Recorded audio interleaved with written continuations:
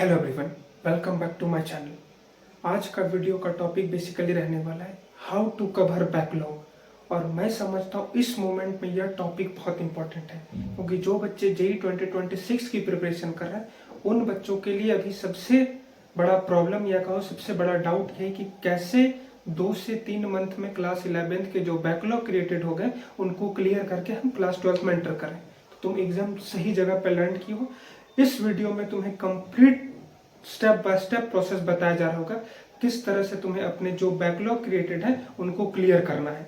इस वीडियो में जो बातें बताई जा रही होंगी उनको फॉलो करके कोई भी स्टूडेंट, नो मैटर वो एवरेज हो, बिलो एवरेज हो या टॉपर हो, अगर वो फॉलो करता है जो बातें बताई जा रही होंगे तो उनका बैकलॉग बचे हुए 2 से 3 मंथ में बहुत अच्छे वे में क्लियर हो जाएगा। बस जो तुम्हें बताया जा रहा है उनको स्ट्रिक्टली और ब्लाइंडली फॉलो करना, और तुम खुद देखोगे कि 1 वीक या 2 वीक में तुम्हें रिजल्ट दिखने लगेंगे। तुम खुद देखोगे कि तुम्हारे जो बैकलॉग क्रिएटेड थे वो डे बाय डे क्लियर होते चले जा रहे हैं। तो जो बातें बताई जा रही हैं उनको स्ट्रिक्टली फॉलो करना। यहाँ पे कोई मैनिपुलेशन वाली बातें तुम्हें मैं मैनिपुलेट करने की कोशिश नहीं करूंगा कि वन शॉट देख लो, या अगर तुम्हारा बैकलॉग 0% है तुम 100% बैकलॉग को क्लियर कर सकते हो। कोई मैनिपुलेशन वाली बातें नहीं। जो एक average, below average topper student कर सकता है वही मैं तुम्हें बता रहा हूँ। बस ध्यान से सुनना है और जो बातें बताई जा रही हैं उनको अप्लाई करना है। आइए चलिए इस वीडियो को स्टार्ट करते हैं।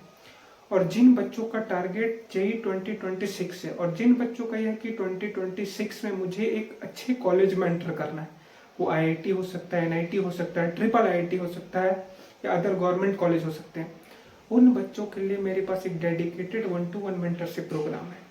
अब मैं जैसे मेंटरशिप प्रोग्राम की बात करता हूँ या जैसे कोई कोर्सेज की बात करता हूँ तो बहुत बच्चों को क्या लगता है कि अब तो सभी क्रिएटर यूट्यूब में यही कर रहे हैं, अपने कोर्स सेल करेंगे। वीडियो बनाने का पर्पस उनका यही है कि कोर्स सेल करना।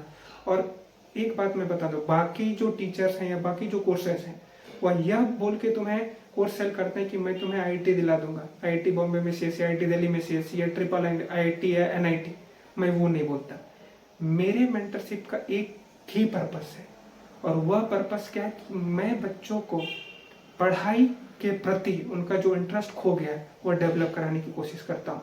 और मैं समझता हूँ कि अगर तुम इंटरेस्ट तुम्हारा डेवलप हो गया पढ़ाई में तो तुम नो मैटर कोई भी एग्जाम दो तुम इजिली उनको क्रैक कर सकते हो। और इस मेंटरशिप का ओनली पर्पस यही है। जितने बच्चे इनरोल्ड हैं उनसे जाके पूछ लेना कि भैया क्या बताते हैं, भैया कुछ एक्स्ट्रा नहीं बताते। और मैं कभी तुम्हें बड़ी ड्रीम नहीं सेल करता कि तुम्हारा आईआईटी बॉम्बे में सिलेक्शन हो जाएगा, आईआईटी दिल्ली में नहीं।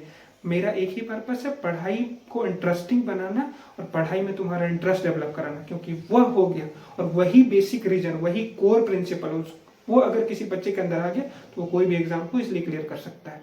तो अगर तुम्हें भी चाहिए कि अगले जेई 2026 में अच्छा करना, एक अच्छे पे में प्रिपरेशन करना, तो तुम मेंटरशिप में एनरोल हो सकते हो। डिस्क्रिप्शन में कॉन्टैक्ट नंबर दिया होगा, वहां पे जाके तुम मेंटरशिप से रिलेटेड इंक्वायरी कर सकते हो। और नीचे एक टेलीग्राम चैनल का भी लिंक होगा, वहां पे जाके ज्वाइन कर लेना। वहां पे तुम्हें उस ग्रुप में कुछ ना कुछ तुम्हें बातें बताई जा रही होती है, कभी स्ट्रेटजी बताई जा रही होगी, कभी प्लानिंग बताया जा रहा होता है, कभी कुछ चैप्टर्स बताए जा रहे होते हैं। तो उस टेलीग्राम चैनल को भी तुम्हें ज्वाइन कर लेना है। अब हम लोग आ जाते हैं अपने वीडियो के टॉपिक पे। आज हम लोग बात करेंगे कि बैकलॉग को कैसे क्लियर करें। और मैं समझता हूँ कि यह वीडियो देखने से पहले तुमने इससे पहले बहुत सारी वीडियो देख रखे होंगे कैसे बैकलॉग क्लियर करना है, बट उन वीडियोस को देख के भी तुम वही जगह पे खड़े हो जहां पे तुम आज से 4 मंथ पहले खड़े थे। अभी भी तुम्हारा उतना ही बैकलॉग है जितना 4 मंथ पहले था, वो 0% क्लियर हुआ है। बट इस वीडियो के बाद हर एक स्टूडेंट जो मेरी वीडियो में बताई गई बातों को फॉलो करेगा उनका 100% बैकलॉग क्लियर हो जाएगा। ये मेरी गारंटी है, और ये मैं तुम्हें मैनिपुलेट नहीं कर रहा, ये मैं सॉलिड प्रूफ के साथ तुम्हें बता रहा हूँ। और इसका इमीडिएट रिजल्ट तुम खुद देखोगे कि आफ्टर अ वीक तुम्हें दिखने लगेगा नहीं भैया मेरे बैकलॉग तो क्लियर हो रहे हैं।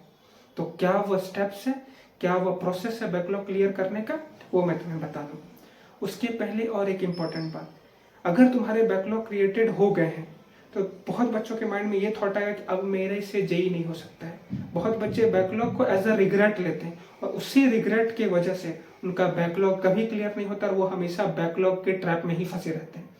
अगर बैकलॉग क्रिएट हो गया है तो उसको एज अ रिग्रेट मत लो, उसको एक्सेप्ट करो कि हाँ मेरे बैकलॉग क्रिएट हो गए हैं, अब मेरे पास 2 से 3 मंथ का टाइम है, उस 2 से 3 मंथ के टाइम में हमें बैकलॉग क्लियर करना है। ये पहला स्टेप है। हमें बैकलॉग एज अ रिग्रेट नहीं लेना है। और मैक्सिमम स्टूडेंट को मैंने देखा कि भैया मेरे तो बैकलॉग क्रिएट हो गया, मैं कैसे जेई क्लियर करूं। अगर हो गए उसको एक्सेप्ट करो और उसको सुधार करने की कोशिश करो। ये बातें समझ में आ गई। अब प्रोसेस क्या है बैकलॉग क्लियर करने का। सबसे पहला प्रोसेस तुम्हें क्या करना है, तुम्हें सिलेबस को स्टडी करना है। क्लास 11th के सिलेबस को स्टडी करो, कौन कौन से चैप्टर हैं उनको प्रॉपर वे में स्टडी करो, क्योंकि देखोगे कि रिसेंट में सिलेबस चेंज हुए हैं, बहुत सारे चैप्टर डिलीट हो गए, बहुत सारी यूनिट डिलीट हो रखी हैं। तो सबसे पहले तुम्हें सिलेबस का ज्ञान होना चाहिए। उसके लिए तुम पीडीएफ फॉर्मेट में सिलेबस पढ़ी हुई गूगल में, वहां पे जाके डाउनलोड कर सकते हो। अगर नहीं डाउनलोड कर पा रहे हो तो मेरे टेलीग्राम चैनल पे पड़ा हुआ सिलेबस, उनको जाके देखो। सिलेबस को एक बार ओपन कर लो, एक बार क्लास 11th के सिलेबस से गो थ्रू हो जाओ। क्लास 12 के सिलेबस को टच नहीं करना। क्लास 11th में जितने भी चैप्टर्स हैं फिजिक्स केमिस्ट्री मैथ्स में जो इंक्लूडेड है, जो तुम्हारे जेई की पोर्शन है, उनको एक बार अच्छे से देख लो। उसके बाद तुम डायरेक्ट शिफ्ट हो जाओगे पीवाईक्यू में। उसके बाद तुम्हें पीवाईक्यू को एनालाइज करना, और पीवाईक्यू में उन्हीं क्वेश्चंस को एनालाइज करो जो क्लास 11th के चैप्टर से पूछे गए। क्लास 11th के चैप्टर से पूछे गए जितने भी क्वेश्चन है उनको एनालाइज करो।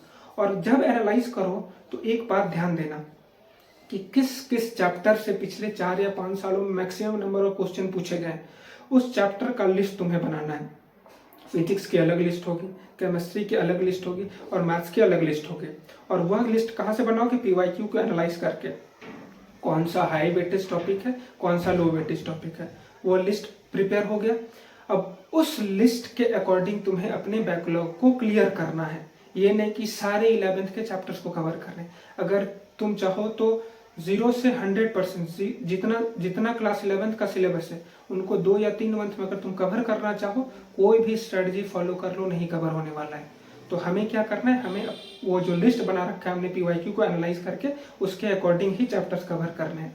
अब हो सकता है बहुत बच्चों को डिफिकल्टी है लिस्ट बनाने में, लिस्ट ऑफ चैप्टर, तो उन बच्चों के लिए भी मैंने टेलीग्राम चैनल पे डाल रखा है कि कौन कौन से इंपॉर्टेंट टॉपिक है क्लास 11th के जिनको हमें करने चाहिए। उनका लिस्ट टेलीग्राम चैनल पे पड़ा है, वहां जाके तुम देख सकते हो। बट मैं चाहूंगा कि हर एक बच्चे एक बार खुद से अटेम्प्ट करके एनालाइज करें, क्योंकि एनालिसिस बहुत इंपॉर्टेंट है। आज पीवाईक्यू एनालाइज करोगे, कल जाके मॉक टेस्ट के एनालिसिस जब क्लास 12th में एंटर करोगे तो इंपॉर्टेंट होगा। इसीलिए अभी एनालिसिस करने की हैबिट तुम्हारे अंदर होनी चाहिए। तो एक बार पीवाईक्यू को एनालाइज कर लो, हार मान जाओगे अगर नहीं कर पाओगे तो वो तो लिस्ट वहां पे पड़ी, वहां पे जाके तुम्हें देख लेना है।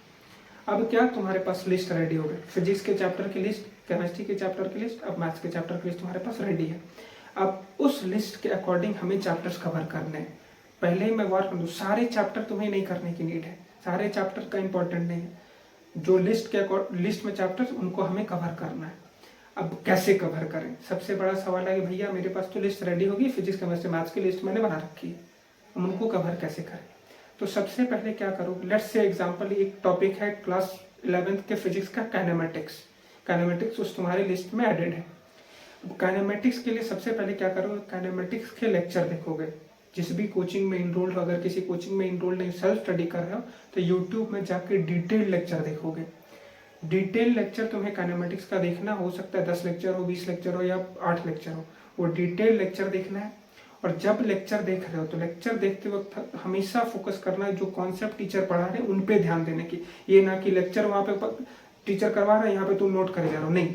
जब लेक्चर हो रहा है तो लेक्चर पे ध्यान दो, एक कॉन्सेप्ट को समझने की कोशिश करो। और एक बार जब लेक्चर हो जाए तो फिर अपने मॉड्यूल पे स्विच कर जाओ, फिर मॉड्यूल के सवालों को सॉल्व करने की कोशिश करो। और जब मॉड्यूल के सवाल सॉल्व करोगे तो ओनली जेई मेंस ओरिएंटेड सवालों को सॉल्व करना है, जेई एडवांस को हमें टच नहीं करना है। जेई मेंस वाले मॉड्यूल के सवाल तुम्हें करने हैं, वह हो जाए उसके बाद हमें क्या करना है, उसके बाद हमें करने हैं पीवाईक्यू। 2020 से 2024 में जितने भी पीवाईक्यू पूछे गए उस चैप्टर में, चैप्टर वाइज पीवाईक्यू की लिस्ट निकालनी है, उनको 1 बाय 1 हमें सॉल्व करना है। पीवाईक्यू हो गया, उसके बाद एंड में क्या करोगे, एंड में तुम रिवाइज कर लोगे प्रॉपर शॉर्ट नोट्स या जो भी तुम्हारे कोचिंग के नोट्स पड़े होंगे उनसे रिवाइज कर लेना। रिवीजन हो गया, उसके बाद एक चैप्टर वाइज टेस्ट दे देना है, काइनेमेटिक्स का एक चैप्टर वाइज टेस्ट दे देना है। उसके बाद तुम जो अगले चैप्टर होंगे उस लिस्ट में उनमें तुम्हें मूव कर जाना है।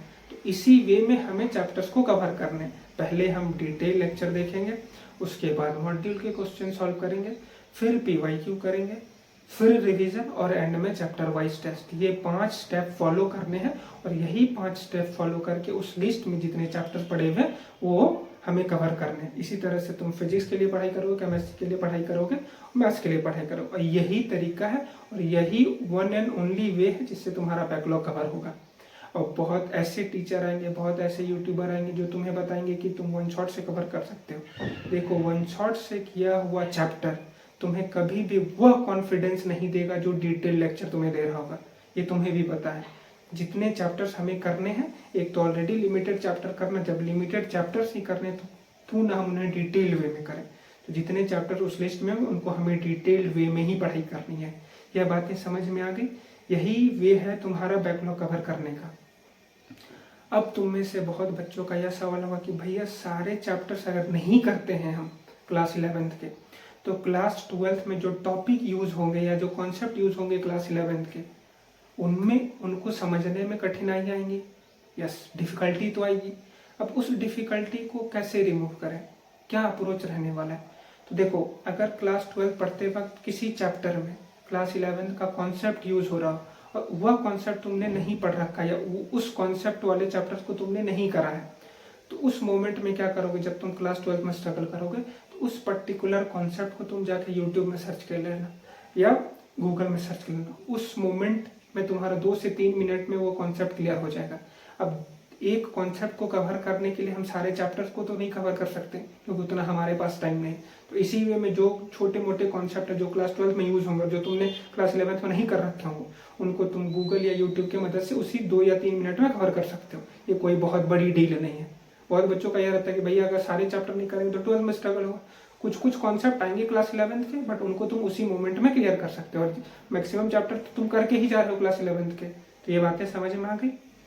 और एक बहुत बड़ा कंफ्यूजन क्या है कि बहुत कोचिंग में या बहुत अलग अलग ऑनलाइन या ऑफलाइन कोचिंग की बात करो तो क्लास 12 का जो पोर्शन है, जो क्लास 12 का सिलेबस है, वो तुम्हारा फरवरी से स्टार्ट हो रहा है।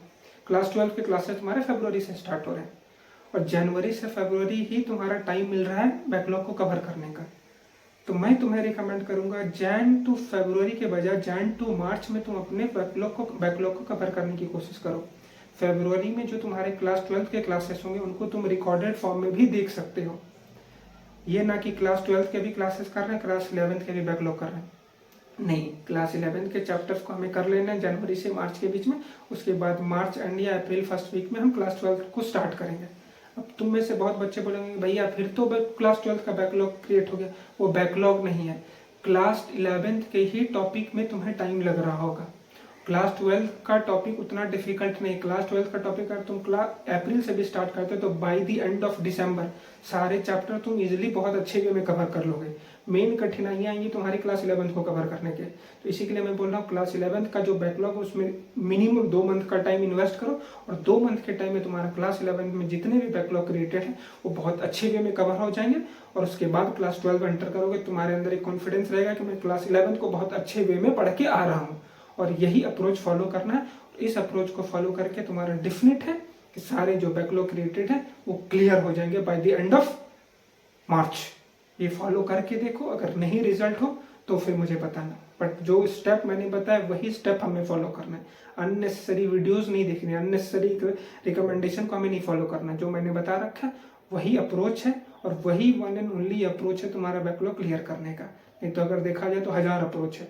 उन 1000 अप्रोच को अप्लाई करने जाओगे फिर बैकलॉग में ही फंस जाओगे और at the end by the end of December देखोगे कि मेरा सिलेबस कुछ भी नहीं हुआ। तो अगर चाहते हो कि 11th के जो बैकलॉग क्रिएटेड उनको अच्छे वे में कवर करना तो उससे रिलेटेड मैंने प्रोसेस बता दी, उस प्रोसेस को ब्लाइंडली ट्रस्ट करके फॉलो करो। डेफिनेट है कि तुम्हारा बैकलॉग क्लियर हो रहा होगा। अब अगर तुम्हें मेंटरशिप में इनरोल होना है तो नीचे डिस्क्रिप्शन में कॉन्टैक्ट नंबर है और इस वीडियो से रिलेटेड किसी भी डाउट, किसी भी टाइप का कंफ्यूजन अगर है तुम्हारे अंदर तो नीचे जो कॉन्टैक्ट नंबर दिया वहाँ पे जाके तुम कंसल्ट कर सकते हो। किसी भी टाइप का हेल्प तुम्हें अगर चाहिए तो मैं तुम्हें इमीडिएट हेल्प करने के लिए रेडी हूँ। और अगर ये वीडियो अच्छा लगा तो चैनल को लाइक शेयर और सब्सक्राइब जरूर करना। धन्यवाद।